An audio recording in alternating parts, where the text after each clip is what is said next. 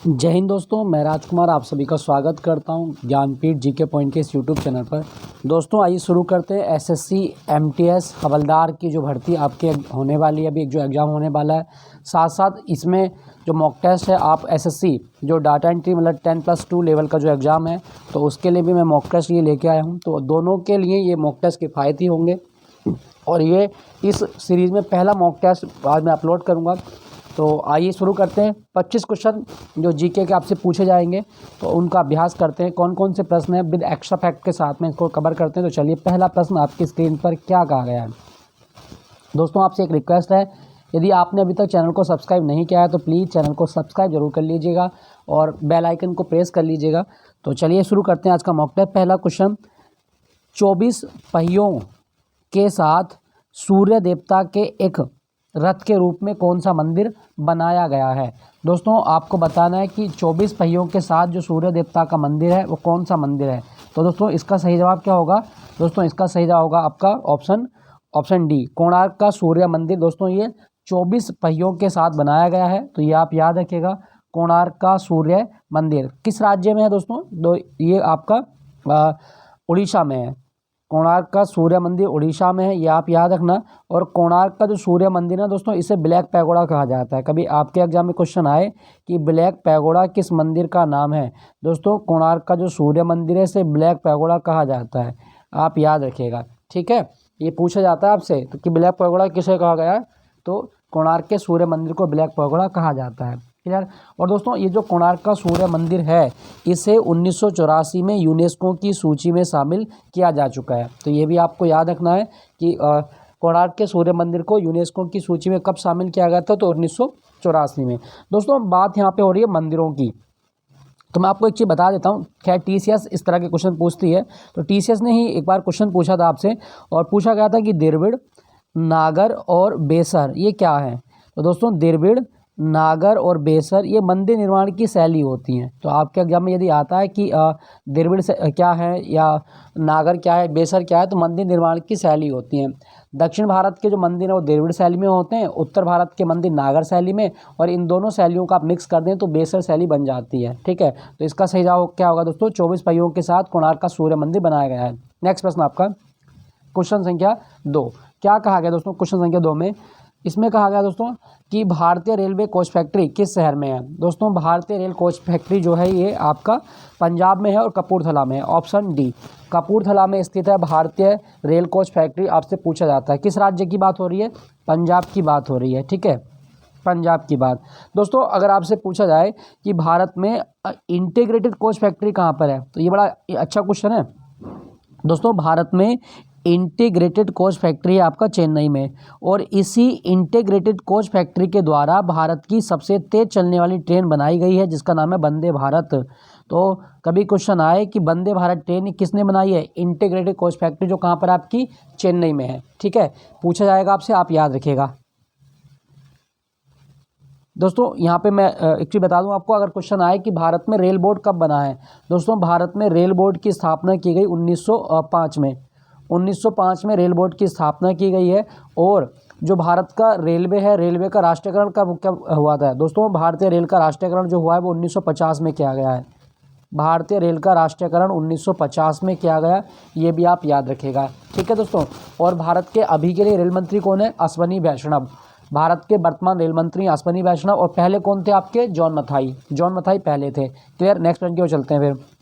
Question संख्या 3, vitamin A को क्या कहा जाता है। दोस्तों विटामिन ए का दूसरा नाम है retinol. Option C, vitamin A का दूसरा नाम रेटिनॉल होता है, ये भी आप याद रखिएगा। और विटामिन ए हमारी आँखों के लिए बहुत अच्छा माना जाता है, हमारी आँखों के लिए अच्छा होता है विटामिन ए, ये आप याद रखिएगा। ठीक है दोस्तों, गाजर जो होता है, गाजर में विटामिन ए बहुत ज़्यादा पाया जाता है, तो ये भी आप याद रखें।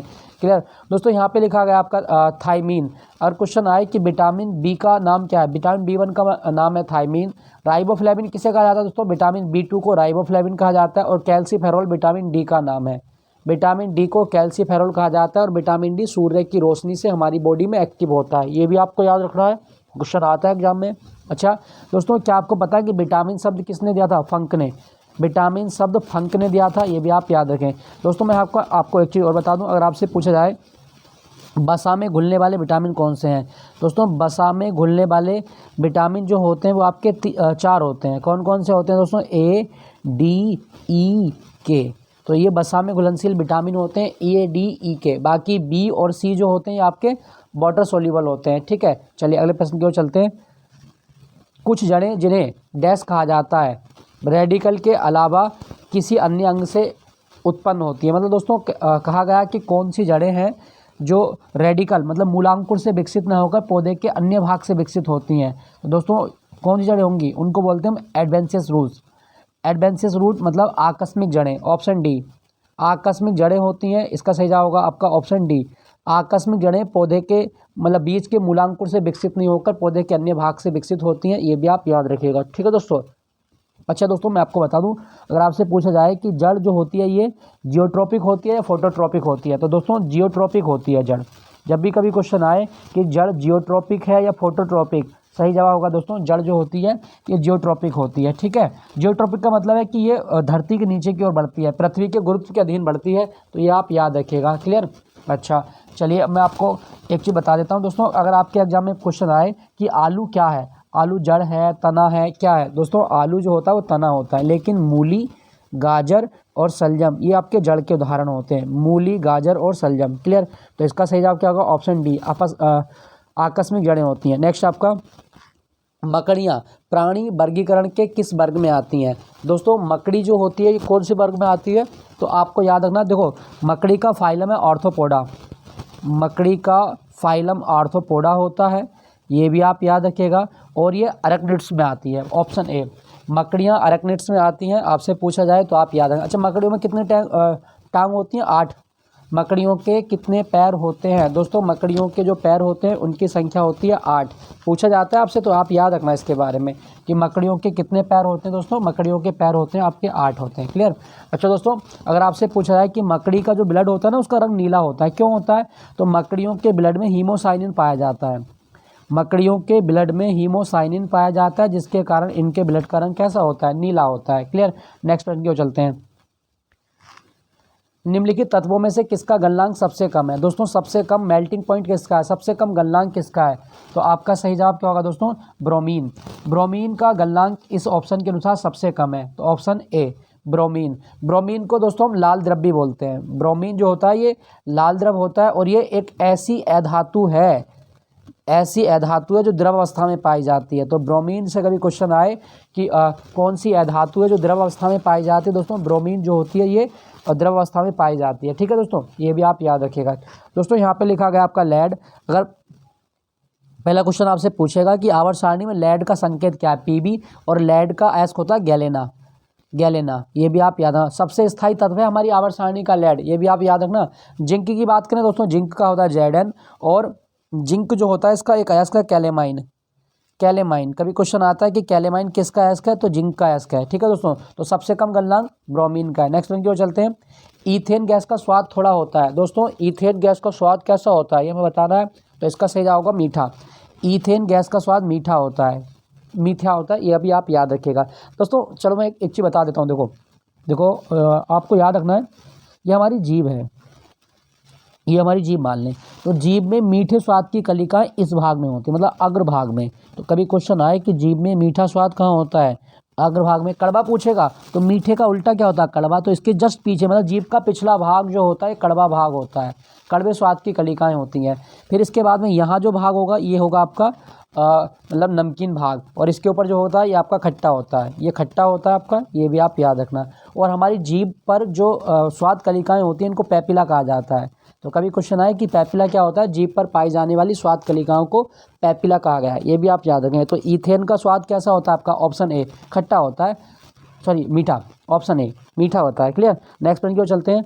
कंप्यूटर विज्ञान में रोम का विस्तारित रूप क्या है? दोस्तों कंप्यूटर विज्ञान में रोम रीड ओनली मेमोरी होता है, रीड ओनली मेमोरी। 8 का सही जवाब होगा दोस्तों रीड ओनली मेमोरी। ऑप्शन यहाँ पे 2 ही लिखे गए हैं, लेकिन आपको बता दूं read only memory, read only memory. और ये प्राइमरी मेमोरी होती है हमारे कंप्यूटर की। कौन सी कैसी मेमोरी होती है? प्राथमिक, प्राइमरी मेमोरी है, ये भी आप याद रखिएगा। ठीक है दोस्तों, रीड ओनली मेमोरी। दोस्तों मैं आपको एक चीज़ बता दूं, अगर आपसे पूछा जाए कंप्यूटर के बारे में कि कंप्यूटर का हिंदी नाम क्या है, तो कंप्यूटर को हिंदी में बोलते हैं संगणक। ये भी आप याद रखना। और भारत का पहला स्वदेशी कंप्यूटर कौन सा था? सिद्धार्थ। भारत का पहला स्वदेशी कंप्यूटर सिद्धार्थ था। और भारत का पहला सुपर कंप्यूटर ये था दोस्तों परम 8000। भारत का पहला कंप्यूटर जो सुपर कंप्यूटर था इसका नाम था परम 8000। ठीक है दोस्तों, दोनों आप याद रखिएगा। और कंप्यूटर का जनक कौन है? Charles Babbage. कंप्यूटर का जनक कौन है? चार्ल्स बेबेज को कंप्यूटर का जनक माना जाता है, ये भी आप याद रखना। ठीक, चलिए अगले प्रश्न की ओर चलते हैं। तो इसका सही जवाब क्या होगा दोस्तों? Option C, read only memory. Read only memory. Next प्रश्न है आपका, निम्नलिखित में से कौन सा केरल का नृत्य नहीं है? दोस्तों मैंने आपको कई बार बताया, अगर किसी भी डांस में आपको कली शब्द दिखाई दे, कली, कली और ये थुलाल, ये भी केरल का है। लेकिन छपेली, छपेली दोस्तों उत्तराखंड का है। छपेली जो डांस है ये उत्तराखंड का है, बाकी केरल का है। दोस्तों केरल का एक डांस और आपसे पूछेगा, मोहिनी अट्टम। मोहिनी अट्टम ये कहाँ का नृत्य है? तो केरल का क्लासिकल डांस है मोहिनी अट्टम, ये भी आप याद रखें। और दोस्तों मैं आपको एक चीज़ बता दूं, अगर आपसे पूछा जाए कि थय्यम, थय्यम कहाँ का डांस है? दोस्तों थय्यम केरल का डांस है। और केरल का एक डांस और आपके एग्जाम में आता है अलिल्ला कराड़ी। तो अलिल्ला कराड़ी डांस भी कहाँ किया जाता है? केरल में किया जाता है, ये भी आप याद रखना। अलिल्ला कराड़ी केरल का डांस है। केरल को भारत में मसालों का बगीचा भी कहा जाता है। केरल की राजभाषा मलयालम है, आप याद रखिएगा। और केरल भारत में सबसे ज़्यादा प्राकृतिक रबर का उत्पादन करता है। क्लियर। नेक्स्ट प्रश्न की ओर चलते हैं। नेक्स्ट प्रश्न आपका, नॉकडाउन तथा नॉकआउट किस खेल से संबंधित है? दोस्तों नॉकडाउन तथा नॉकआउट जो शब्दावली है ये किस खेल में होती है? इसका सही जवाब होगा आपका ऑप्शन बी, बॉक्सिंग। बॉक्सिंग में होती हैं, आप याद रखिएगा। ठीक है दोस्तों। दोस्तों बॉक्सिंग का जो मैदान होता है उसको क्या बोलते हैं? रिंग। बॉक्सिंग खेलने की जगह को रिंग बोला जाता है, आप याद रखिएगा। ठीक है दोस्तों, यहाँ पे लिखा गया है हॉकी। अगर आपके एग्जाम में क्वेश्चन आए कि हॉकी के मैच की अवधि कितनी होती है अंतर्राष्ट्रीय स्तर पर, तो दोस्तों अंतर्राष्ट्रीय स्तर पर जो हॉकी के मैच खेले जाते हैं उनकी अवधि 60 मिनट की होती है, 60 मिनट। और भारत का राष्ट्रीय खेल हॉकी नहीं है, याद रखिएगा, भारत का राष्ट्रीय खेल नहीं है हॉकी। अच्छा, क्रिकेट लिखा गया है। दोस्तों क्रिकेट के बारे में आपको याद रखना है कि क्रिकेट की पिच की लंबाई कितनी होती है? 22 गज होती है। क्रिकेट के पिच की लंबाई 22 गज। बैडमिंटन, बैडमिंटन के लिए आपको 2 कप याद रखें। एक आपको याद रखना है दोस्तों थॉमस कप। थॉमस कप किस खेल से संबंधित है? तो बैडमिंटन। और एक आपको याद रखना उबेर कप। उबेर कप महिलाओं के लिए होता है और थॉमस कप पुरुषों के लिए होता है, दोनों बैडमिंटन के लिए होते हैं। तो नॉकआउट किस खेल के लिए होता है दोस्तों? नॉकआउट जो होता है वो आपका बॉक्सिंग के लिए होता है, option B, option B. Next प्रश्न, क्वेश्चन संख्या 11 है, वस्तु है वह वस्तु है जिसकी मात्रा मांग उस समय से कम हो जाती है जब उपभोक्त आय बढ़ जाती है। मतलब कौन सा दोस्तों, कौन सी वस्तुएं होती हैं, कौन सी वस्तुएं होती हैं जिनकी मांग जो होती है वो उस समय कम हो जाएगी जब उपभोक्ता की आय बढ़ जाती है? तो दोस्तों ऐसी वस्तुओं को निम्न कोटि की वस्तुएं कहा जाता है, विभिन्न वस्तुएं बोलते हैं इनको, तो इनको बोलेंगे निम्न कोटि की वस्तुएं, ऑप्शन डी।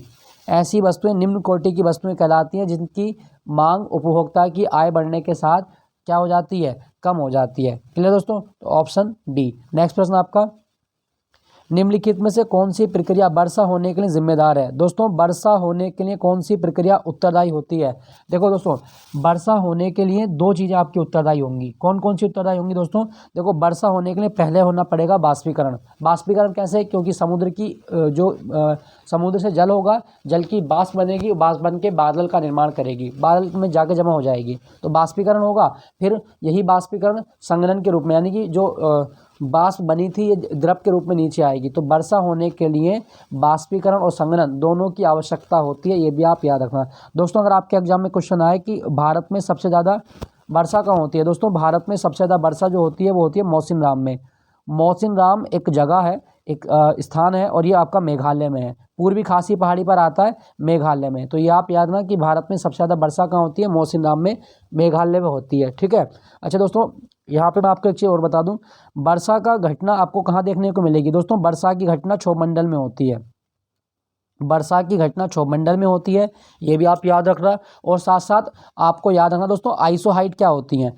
आइसोहाइट क्या होती हैं? तो अगर आपके एग्जाम में आए कि आइसोहाइट क्या है, मानचित्र पर ऐसी रेखाएं जो समान वर्षा वाले स्थानों को दर्शाती हैं उनको आइसोहाइट कहा जाता है। समान वर्षा वाले स्थानों को दर्शाने वाली रेखाएं आइसोहाइट होती हैं। ठीक है दोस्तों, तो वर्षा के लिए बाष्पीकरण और संघनन दोनों की आवश्यकता होती है, ऑप्शन बी। नेक्स्ट प्रश्न, मानस राष्ट्रीय उद्यान कहाँ पर है? दोस्तों मानस राष्ट्रीय उद्यान है आपका असम में, ऑप्शन सी असम में है। असम में काजीरंगा राष्ट्रीय उद्यान भी है, काजीरंगा एक टाइगर रिजर्व भी है, तो Kaziranga national park Assam.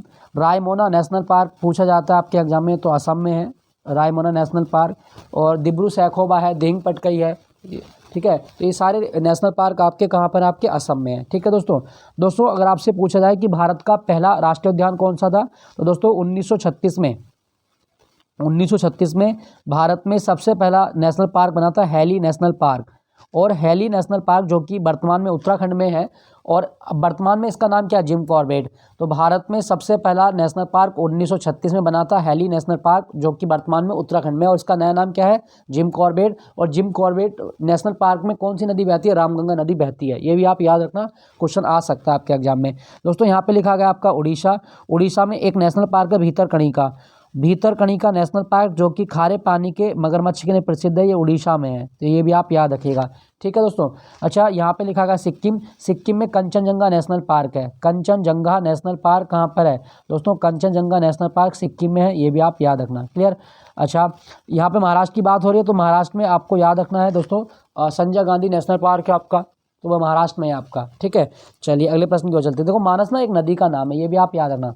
Next प्रश्न, यूनिसेफ की स्थापना कब हुई दोस्तों, यूनिसेफ की स्थापना जो की गई है, तो ये की गई थी 1945 में। यूनिसेफ की स्थापना 1945 में की गई है। तो 14 का सही जवाब क्या होगा दोस्तों, आपका ऑप्शन सी। अच्छा 1945 में, सॉरी 1946 में हुई थी। यूनिसेफ है ना, वो इसका यूनेस्को समझा।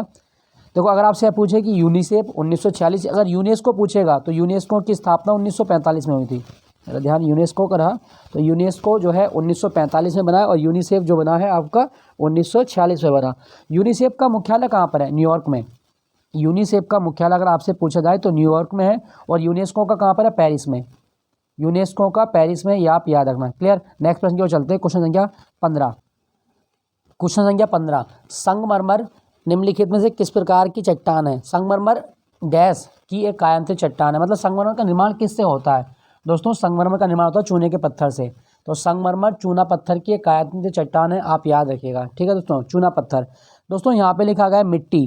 अगर आपके एग्जाम में क्वेश्चन आए कि विश्व मृदा दिवस कब होता है, तो मैं आपको बता दूं दोस्तों, बहुत आता है, पीसीएस में भी आया था, यूपीपीसीएस में।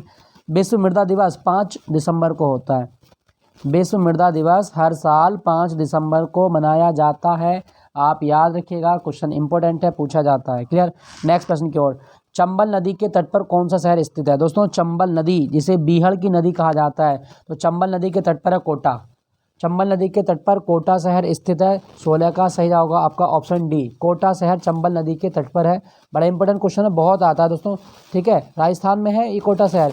और कोटा से ना आपको एक चीज़ याद रखनी है दोस्तों, अगर आपके एग्जाम में कभी क्वेश्चन आए कि भारत में जो मेट्रो शहर है वो कितने, 53, और भारत में जो 53वां मेट्रो शहर था वो आपका कोटा था, ये आप याद रखिएगा, ठीक है दोस्तों यहाँ पे लिखा गया आपका अयोध्या किस नदी के किनारे, तो सरयू नदी के किनारे।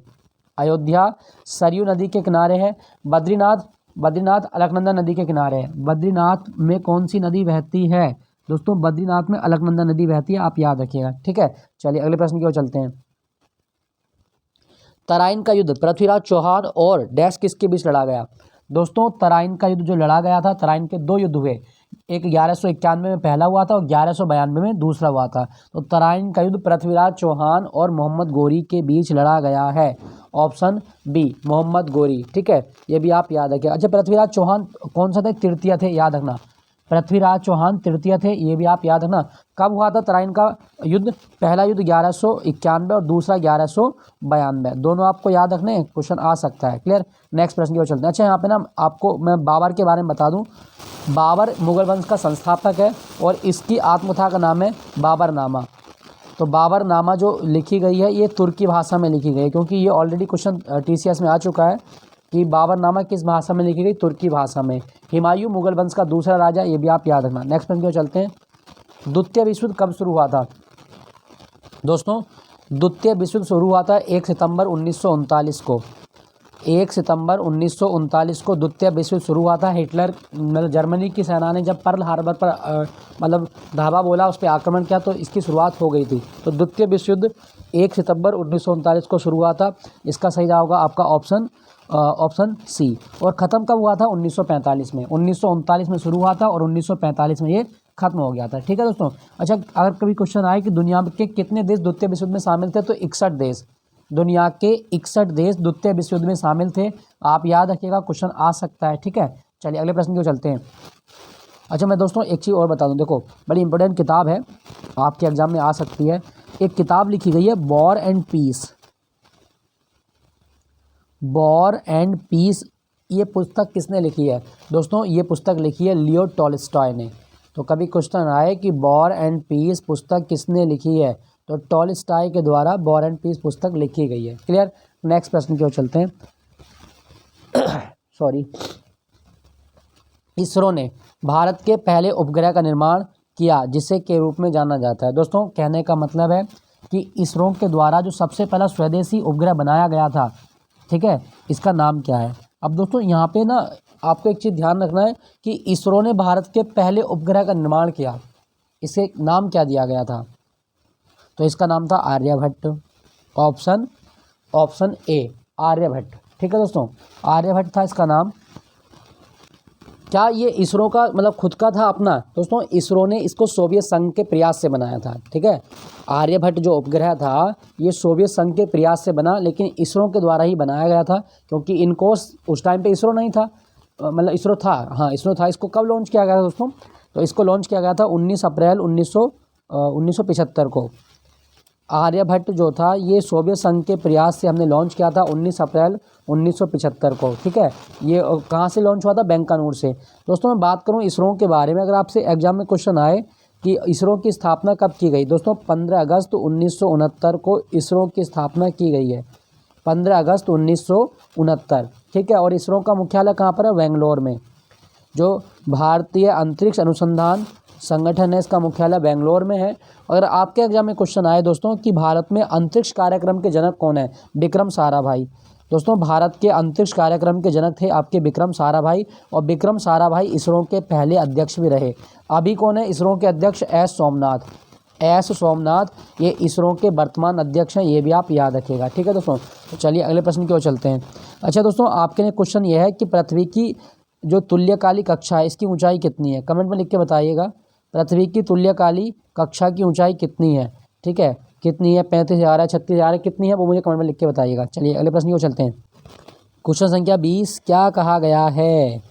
पृथ्वी की सतह से 2r दूरी पर गुरुत्वाकर्षण यानी कि g के कारण त्वरण का मान डैश होता है, जहां r पृथ्वी की त्रिज्या है। दोस्तों आपको बताना है कि पृथ्वी की सतह से 2r दूरी यानी कि दूरी को डबल कर दें तो जो g का मान है, गुरुत्व त्वरण g का मान है, वो कितना हो जाएगा? दोस्तों यदि आप दूरी को क्या कर दें, दूरी को आप 2r कर दें, तो दोस्तों ये वैसे मैं कभी निकाल के बताऊंगा आपको किस तरह से निकलेगा। देखो 2r दूरी थी और r मतलब कैसे बता सकता हूँ मैं आपको, यहाँ पे सॉल्व तो नहीं कर सकता।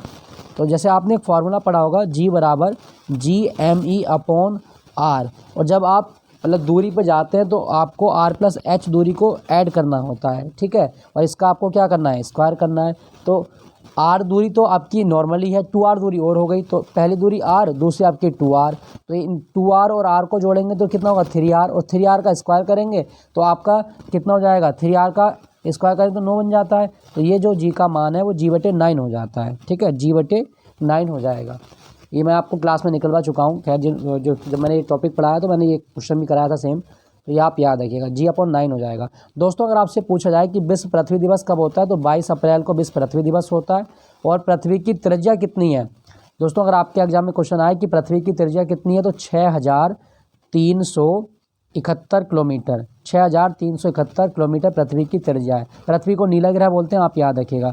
नेक्स्ट आपका, किस भौतिक मात्रा की इकाई पास्कल नहीं है? दोस्तों निम्नलिखित में कौन सी भौतिक राशि है जिसका मात्रक पास्कल नहीं है? तो जड़त्व आघूर्ण, दबाव, तनाव, यंग मापांक। तो इसका सही जवाब क्या होगा दोस्तों? आपको याद रखना है जड़त्व आघूर्ण। 21 का ऑप्शन आपका ए सही है, जड़त्व आघूर्ण, इसका मात्रक जो है ये पास्कल नहीं होता। एक्चुअली पास्कल दाब का मात्रक होता है, ठीक है।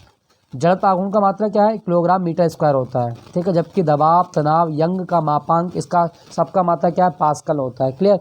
अच्छा आप बताओ, दबाव सदिश राशि है या अदिश? दबाव या दाब सदिश राशि है अदिश? तो दाब अदिश राशि है, याद रखना। ये क्वेश्चन आता है आपके एग्जाम में कि दाब कैसी राशि है, तो दाब अदिश राशि है, ठीक है, ये वाली। नेक्स्ट प्रश्न की ओर चलते हैं। भारतीय राजनीतिक पार्टी AITC का पूरा नाम क्या है? दोस्तों AITC का पूरा नाम है all India Trinamool Congress, all India Trinamool Congress, Trinamool Congress. तो ये सही जवाब क्या होगा आपका? All India Trinamool Congress, all India Trinamool Congress, ये option A, option A all India Trinamool Congress, ये आप याद रखिएगा। ठीक है, इसकी मतलब फाउंडर कौन है, ये शीर्ष नेता कौन है? ममता बनर्जी। ये ममता बनर्जी की पार्टी का नाम है ममता बनर्जी। ठीक है, अभी अगर आपके एग्जाम में क्वेश्चन आता है कि कितनी राजनीतिक पार्टी भारत में है जिनको राष्ट्रीय पार्टी का दर्जा है, तो नो पार्टी हो चुकी है जिनको नेशनल पार्टी का स्टेटस मिल चुका है। नेक्स्ट प्रश्न की ओर चलते हैं। कर्नाटक की संसदीय सीटों मतलब राज्यसभा, कर्नाटक की संसदीय सीटों में राज्यसभा की सीटें कितनी हैं? दोस्तों कर्नाटक में जो राज्यसभा से सीटें हैं वो हैं आपकी 12, ये आप याद रखिएगा। ठीक है, 12 है आपके ऑप्शन, ये सही है आपका। दोस्तों कर्नाटक की बात करूं तो कर्नाटक में ना आपको एक चीज़ याद रखें कि भारत में सबसे कॉफ़ी कहाँ होती है? कर्नाटक में होती है। और कर्नाटक की एक खान है आपकी और कोलार की खान। दोस्तों इन कोलार की खान के ऊपर ना एक मूवी बनी है अभी, कोलार की खान। तो कभी क्वेश्चन आए कि कोलार की खान किसके लिए प्रसिद्ध है? सोने के लिए प्रसिद्ध है, गोल्ड के लिए। और इस पर एक मूवी बनी KGF बनी है। ठीक है, कर्नाटक का एक डांस याद रखना, बड़ा फेमस डांस है, बहुत पूछा जाता है, यक्षगान। यक्षगान कहाँ का डांस है? तो कर्नाटक का डांस है। नेक्स्ट प्रश्न की ओर चलते हैं। अपूर्वी चंदेला निम्नलिखित में से किस खेल से संबंधित है? दोस्तों अपूर्वी चंदेला जो खेल खेलती हैं भारत में वो है आपका दोस्तों शूटिंग। अपूर्वी चंदेला का संबंध जो है दोस्तों ये शूटिंग से है, निशानेबाजी करती हैं। ऑप्शन डी शूटिंग से है, आप याद रखिएगा। दोस्तों क्या आपको पता है कि बटरफ्लाई स्ट्रोक किस खेल में होता है? बटरफ्लाई स्ट्रोक किस में होता है? ये आपका तैराकी में होता है। ये बहुत आता है आपके एग्जाम में, इस बार GD में आया था कि बटरफ्लाई स्ट्रोक किस खेल में होता है? तो तैराकी में बटरफ्लाई स्ट्रोक होता है, ये याद रखना। दोस्तों यहाँ पे लिखा गया है आपका तीरंदाजी। कभी क्वेश्चन आया कि भूटान का राष्ट्रीय खेल क्या है? तो दोस्तों भूटान का राष्ट्रीय खेल तीरंदाजी है, याद रखना इसके बारे में। अपूर्वी चंदेला निशानेबाजी। नेक्स्ट प्रश्न, द ब्रोकन विंग पुस्तक किसने लिखी है? दोस्तों द ब्रोकन विंग पुस्तक उन्होंने लिखी जिनका जन्मदिन कल मनाया गया था, मतलब Sarojini Naidu. The broken wing पुस्तक सरोजिनी नायडू के द्वारा लिखी गई है। भारत की कोकिला इनको कहा जाता है, ये भी आप याद रखिएगा। और जो भारत के इतिहास में पहली राज्यपाल बनी थी वो सरोजिनी नायडू थी। और कांग्रेस की पहली महिला जो भारतीय थी अध्यक्ष बनी थी वो थी आपकी सरोजिनी नायडू। दोस्तों यहाँ पे लिखा गया आपका डॉक्टर कलाम साहब की आत्मकथा बहुत आती है आपके एग्जाम में, wings of fire. Wings of fire किसकी आत्मकथा का नाम है? दोस्तों विंग्स ऑफ फायर डॉक्टर कलाम साहब की आत्मकथा, इन्हें भारत का मिसाइल मैन भी कहा जाता है। क्लियर दोस्तों यहाँ पे लिखा गया किरण बेदी, इनकी किताब फेमस है, एक बड़ी रिलीज हुई थी, फेयरलेस गवर्नेंस या फेयरलेस गवर्नमेंट या फेयरलेस गवर्नेंस। तो आप याद रखना फेयरलेस गवर्नेंस किसकी किताब है? जवाब होगा किरण बेदी। प्रेमचंद, इन्होंने गोदान गबन कई सारे उपन्यास इन्होंने लिखे हैं, हिंदी साहित्य में उपन्यास सम्राट की ख्याति इनको मिली है। तो ब्रोकन विंग पुस्तक पूछी गई थी सरोजिनी नायडू। तो दोस्तों ये था आपका आज का मॉक टेस्ट। आई होप ये सेशन आपको अच्छा लगा होगा। अच्छा लगे तो प्लीज़ एक लाइक तो जरूर बनता है, लाइक कीजिएगा वीडियो को और चैनल को सब्सक्राइब कर लीजिएगा, अपने दोस्तों के साथ में शेयर कीजिएगा। और ये जो मॉक टेस्ट सीरीज है SSC MTS के लिए ये मैं कंटिन्यू रखूँगा आपके एग्जाम तक। और मैं आपको एक चीज़ बताऊँ दोस्तों, आज ना UP फॉरेस्ट गार्ड का रिजल्ट आ चुका है। तो मैं जो कट ऑफ लगी है तो मैं उसको बता देता हूँ। आज 2019 में जो आपका फॉरेस्ट गार्ड का एग्ज़ाम था उसका रिजल्ट आ चुका है। ये कट ऑफ है आपकी, जो अनारक्षित वर्ग है ये 135.75, SC वर्ग के लिए 134.25, अनुसूचित जनजाति यानी ST 119, और उसके बाद में बात करूँ OBC के लिए 135.75 है और EWS का 135.75 है। तो कोई ये आप देख सकते हैं अगर आपका एग्ज़ाम आपने दिया हो तो। क्षैतिज आरक्षण की बात करूँ तो यहाँ पे आप क्षैतिज आरक्षण देख सकते हैं। तो ये आपका रिजल्ट फाइनली आ चुका है। अब आपको रेस के लिए बुलाया जाएगा, यहाँ पे दौड़ होगी, आपका जो फिजिकल प्रोसेस है वो उसको पूरा किया जाएगा। तो दोस्तों मिलता हूँ आपको नेक्स्ट मॉक टेस्ट के साथ में। Thank you for watching Jnanpith GK point.